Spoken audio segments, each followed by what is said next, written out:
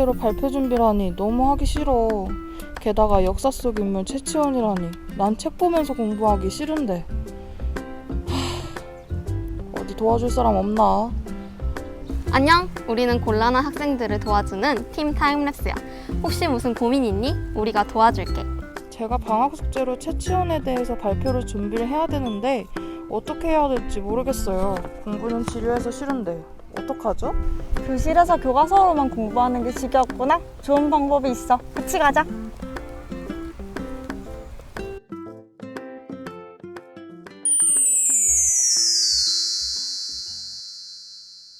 먼저 너는 최치원에 대해서 얼마나 알고 있니?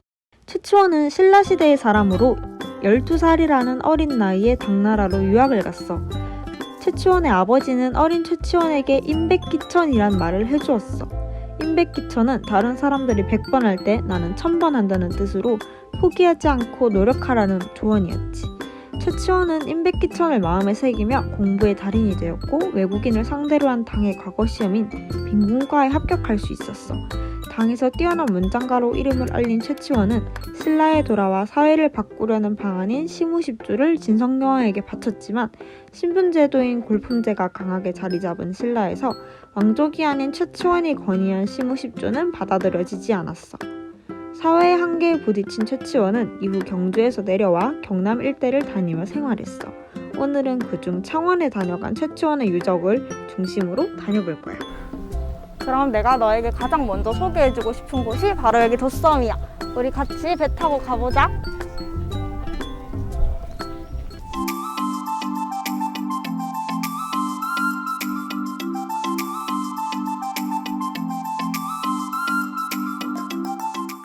와, 파도가 너무 예쁘다. 바다를 볼 때마다 마음이 탁 트이는 것 같아. 공부하러 온 게 아니라 소풍 나온 것 같은 기분이야. 돛섬에는 왜 온 거예요? 저기 있는 커다란 황금돼지는 뭐고요? 돛섬은 최치원과 관련된 곳이야. 돛섬에는 최치원과 관련된 두 가지 재미있는 설화가 있어. 저기 그 황금돼지도 설화에 나오는 동물이야.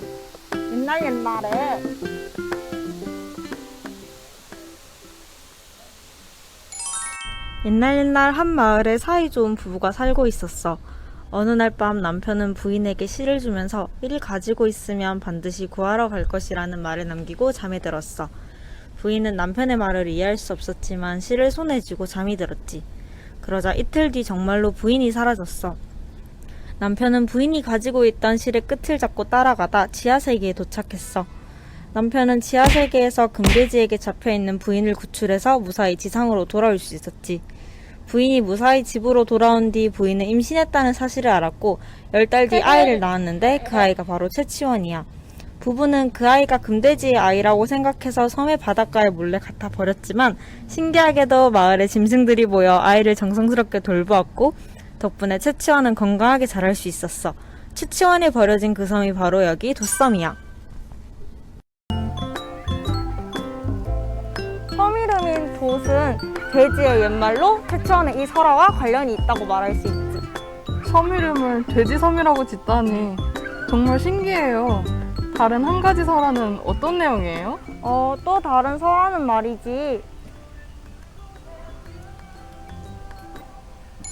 옛날 엄청 아름다운 여인인 미이가 있었는데 미이가 어느 날 갑자기 금돼지로 변해서 무악산으로 들어가 백성들을 해치고 다니기 시작했어.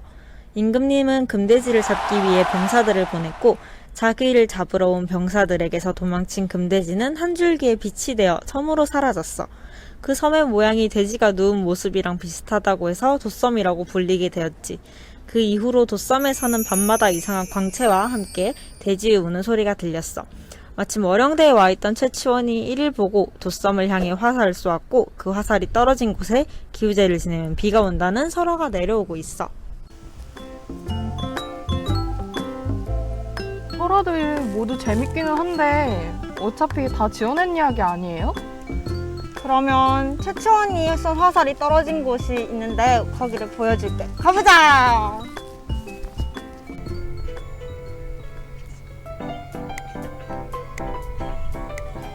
짜잔! 여기가 최치원이 쏜 화살이 떨어진 곳이야. 그리고 그 옆에는 최치원을 모시고 기우제를 지냈던 우물이 함께 오늘날까지 자리 잡고 있어. 설화 속에 보았듯이 마을 사람들을 해하던 금대지를 최치원이 해결하자 그를 신격화하여 소원을 들어준다는 의미가 담긴 기우제가 만들어졌지. 천년도 훨씬 전의 사람이 아직까지 기억되다니 신기하네요. 여기 뒤에 있는 최치원을 모시는 사당뿐만 아니라 최치원을 따르던 학자들이 GNC를 따라가는 산책길도 함께 조성되어 있으니까 시간 나면 가족들이랑 함께 와서 좋은 추억 만드는 것도 좋을 것 같아.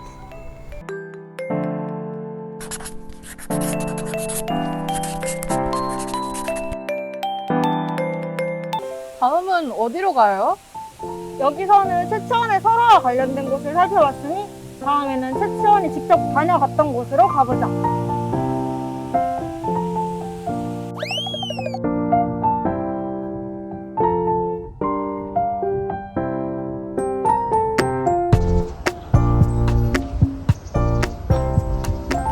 여기는 무악산에 있는 만날 근린공원 채치원의 길이야. 2015년 창원시가 채치원의 업적을 기리기 위해서 조성했지. 이 길을 따라가서 무악산 정상까지 도착하면 채치원이 다녀간 고운대에 갈 수 있어. 산 정상까지 등산해야 된다고요? 자자, 할 수 있어. 우리가 도와줄게. 모두 같이 가보자.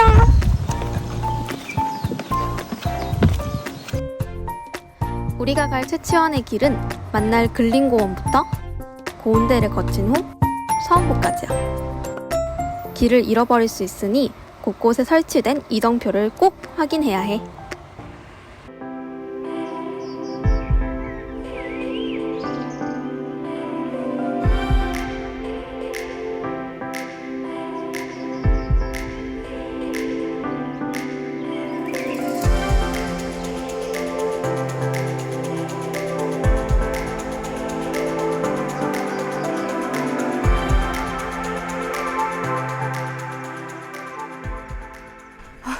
이제 고운대에 도착했나요?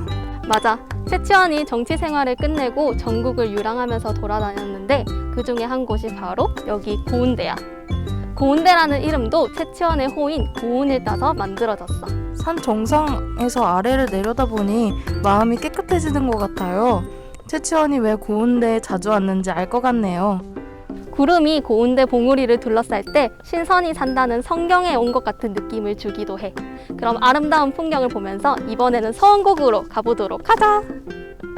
드디어 채치원의 길 도착 지점에 있는 서원곡에 도착했어. 서원곡에 있는 백운사 앞에는 채치원의 유월을 기록하고 있는 비석이 보존되고 있어.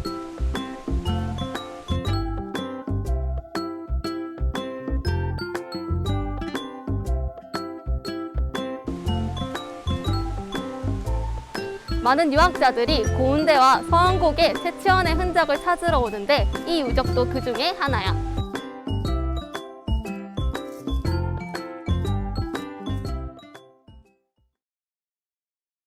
경주에서 창원으로 내려온 채치원은 어디에서 주로 생활했나요? 채치원이 어떻게 생활했는지 궁금하다면 한번 월영대로 가볼까?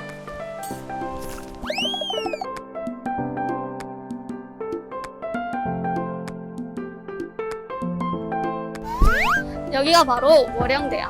채치원은 하포연에 집을 짓고 살면서 시를 지으며 논일거나 제자들을 양성하면서 살았어. 지금 이곳 월영대도 채치원이 제자들과 함께 공부하던 곳이지. 그럼 한번 월영대에 들어가 볼까?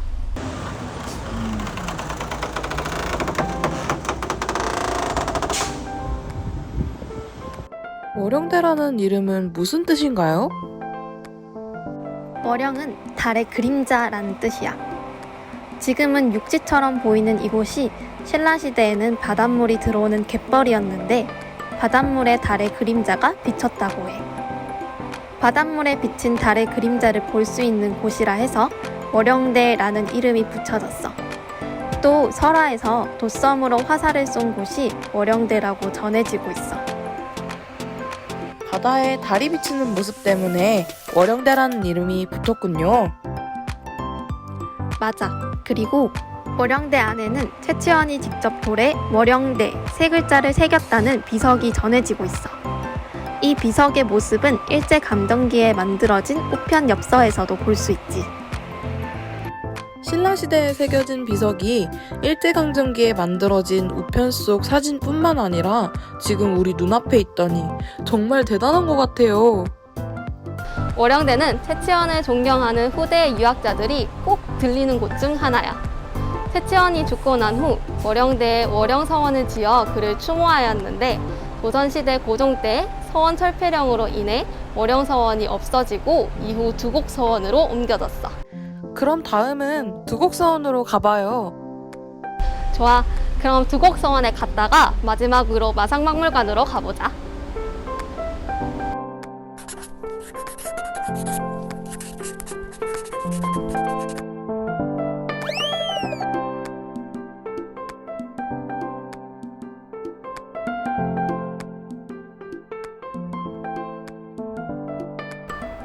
짠! 여기는 두곡서원이야. 두곡서원은 어떤 곳인가요? 두곡서원은 성종 12년에 창건되고 무종 4년에 이전된 조선시대의 서원이야. 월영서원이 없어지고 채치원을 기억하기 위해 창원에 있는 두곡서원에서 채치원의 사당을 모시기 시작했어. 통일신라 시대의 인물인 채치원이 조선시대까지 기억되다니 신기하네요. 맞아. 현재까지도 두곡서원에서는 채치원을 위해 향을 피우는 제사를 드리고 있어. 아쉽게도 코로나로 인해 지금 들어가 볼 수도 또 제사를 지내는 모습을 볼 수도 없지만 다음번에 기회가 된다면 4월 16일에 두곡서원에 들리는 것을 추천할게.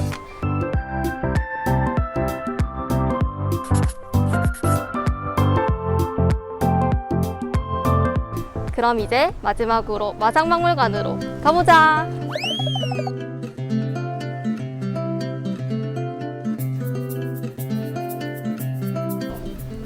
월영대 비석을 둘러싸고 있는 다른 비석들은 뭐예요? 아까 채치원을 따르는 후대 유학자들이 많았다는 말 기억하니? 그중 13명이 쓴 시를 비석에 적어서 세워둔 거야.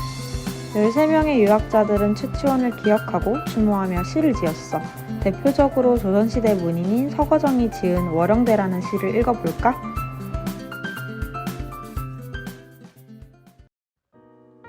월영대 앞에 달은 아직도 있건만 월영대 위에 사람은 이미 갔네. 고운이 고래를 타고 하늘로 올라간 뒤 흰 구름만 아득하여 찾을 곳이 없구나. 고운이여 고운이여 그대는 진정 유선 천하 사해의 명성을 전하였네. 천왕권에서 많이 봤을 태계의 양도 채치원에 관련된 시를 쓰면서 월영대와 달에 대해서 이야기했어. 그냥 역사 속 인물인 줄 알았는데 채치원은 정말 위대한 사람인 것 같아요. 채치원은 지금 어떻게 기억하고 있는지 같이 둘러보고 전문가 선생님의 말씀도 같이 들어보자.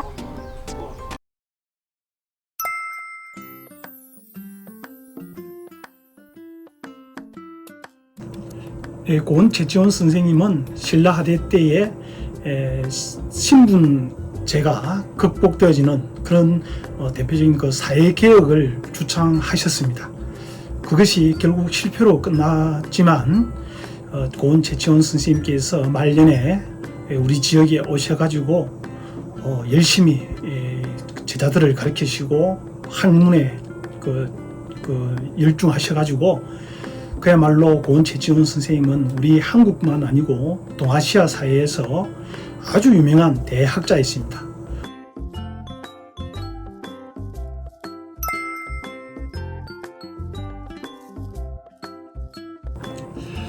고은 채치원 선생님의 경남 지역의 활동은 주로 제자들을 가르치시고 또한 본인의 학문 정진하는 데 주로 그 활동이 중심이 되어 있습니다. 특히 채치원 선생님께서는 우리 지역 창원 지역에서는 주로 월영대를 중심으로 해서 제자들을 가르치시고 월영대를 중심으로 한 고운대, 청룡대, 강선대 등에서 소유하시면서 학문에 깊은 천착을 한 것이 주로 채치원 선생님의 활동 내용이 되겠습니다.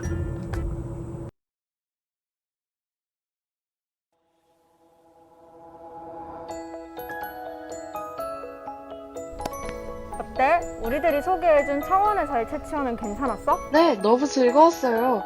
방학 숙제를 어떻게 해야 할지 몰랐는데 이렇게 팀 타임랩스와 함께 답사를 다녀오니 최치원이 어떤 사람인지 알게 되었어요. 네가 재밌었다니까 정말 다행이다. 혹시라도 공부가 힘들고 막막할 때 타임랩스를 찾아줘. 그러면 언제든지 돌아와서 도와줄게. 그럼 안녕!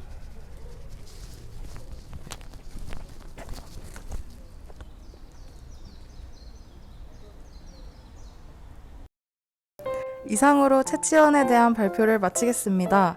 감사합니다.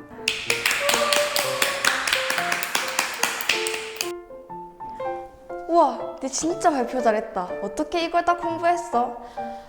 난 책 보면서 공부하기가 싫던데. 그렇다면 좋은 방법이 있지. 나랑 같이 가자.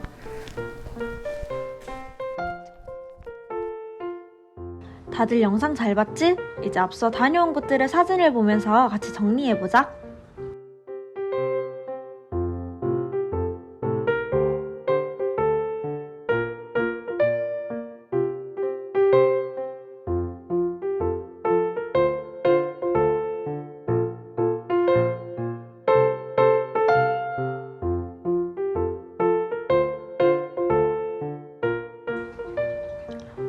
우리가 같이 다녔던 곳들의 주인공인 채치원은 중국 당나라에 유학을 가서 그곳의 외국인 대상 과거 시험인 빈공과에 합격했어. 그리고 신라로 다시 돌아와서 문장가로 활동하기도 하고 시무십조를 진성여왕에게 올리며 사회를 변화시키고자 한 인물인 것은 기억하고 있지? 도섬의 돛은 돼지의 옛말인데 이처럼 도섬은 이름부터 채치원과 관련된 곳이야. 아까 영상에서 봤던 채치원과 도섬에 관련된 두 가지 설화에서 금돼지가 나온 것과 관련이 있지.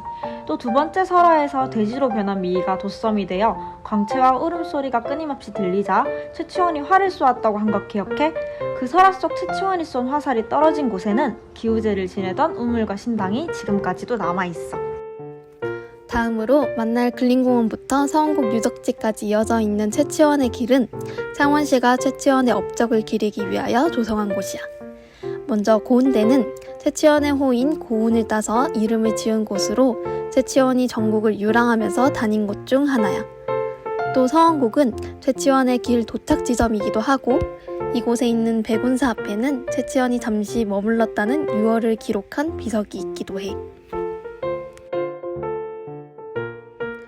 월영대는 채치원이 제자들을 가르치며 함께 공부하던 곳이야. 월영의 이름은 달의 그림자라는 뜻으로 후대 유학자들이 이곳과 관련된 시를 많이 짓기도 했어. 또한 이곳에는 채치원이 친필로 적었다는 월영대 비석이 존재하고 있어.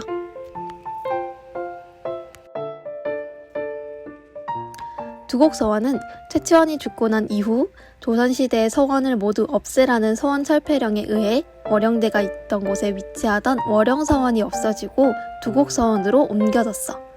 따라서 이곳은 채치원을 잊지 않기 위해 사당을 모시고 제사를 지내고 있는 곳으로 매년 4월 16일에 채치원을 위해 제사를 올리고 있어. 마지막으로 마산박물관은 아까 월영대에 있다고 했던 채치원 친필 비석 모형이 전시되어 있는 곳이야. 또한 채치원과 관련된 시를 썼던 유학자들의 시를 새긴 비석 13개가 월영대 비석 모형을 동그랗게 둘러싸고 있어.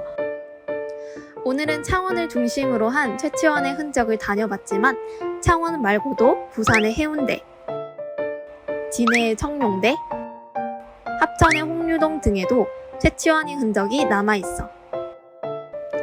이번 주말에는 가족들과 함께 채치원을 따라 경남을 둘러보는 건 어떨까?